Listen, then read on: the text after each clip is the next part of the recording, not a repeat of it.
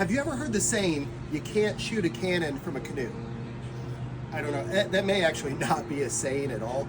Could have just totally made it up somewhere along the way, but in my head, that's a saying. The idea behind you can't shoot a cannon from a canoe is, you need a solid foundation. And as it relates to our fitness, the same thing is true. You need a solid foundation in order to generate force, in order to generate more power. And how we do that is by creating tension. And that, my friends, is what we're going to talk about today. Bug. All right, so 3 tips to help you generate more tension or create more tension, which will effectively help you perform better in the gym. First and foremost, it starts with the solid base, the solid foundation. Just like the saying, you don't build a house in sand and a foundation in sand. Same idea is true here. If you're trying to increase your strength, if you're trying to lift heavier loads, you want as solid base as possible. Now, there are times where it is appropriate to do things on one leg or add movement and spice things up.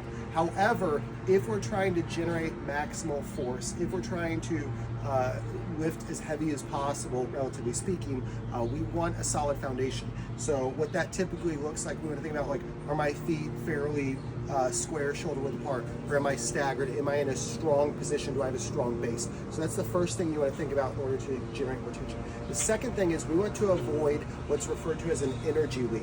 And what I mean by that is no, like, kicking and squirming throughout a movement. Now, this would come in the best example I can think of would be like on a pull-up. If you're doing a pull-up or some sort of a row variation, you don't want your legs kicking all over the place. You want to keep your legs crossed on a pull-up or like a dead hang.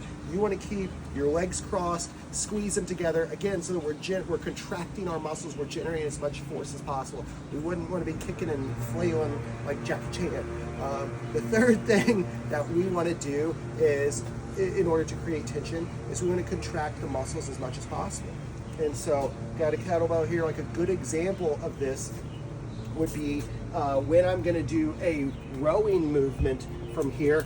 I'm pressing down with this hand into the bench. So I'm pressing down with this hand. I'm squeezing the kettlebell as hard as I possibly can, and I'm pulling the kettlebell right to my side. But again, I'm pressing down with this hand, which is going to help contract all these muscles in the shoulder here. I've got that solid base, and then I'm squeezing the kettlebell when I'm pulling up, which again will also generate more tension, contract more muscles. Another good example of this would be like on a goblet squat here, when I've got the elbows tucked in. I'm almost like trying to like pull the kettlebell apart.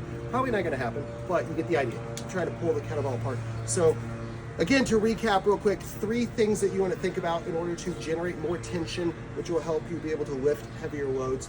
First and foremost, start with a solid foundation. Start with a solid base. You don't want to be on an unstable surface. Second thing, no energy leaks. No kicking and squirming. We want, again, everything contracted in nice and tight and tense. And then the third thing, contract the muscles as much as possible. Press down into the box. Squeeze the handle when you're doing a row. Think about trying to pull the kettlebell apart when you're doing a squat. Think about trying to pull the kettlebell apart if you're holding it down low for a sumo squat. So there you have it, some nuggets to chew on today.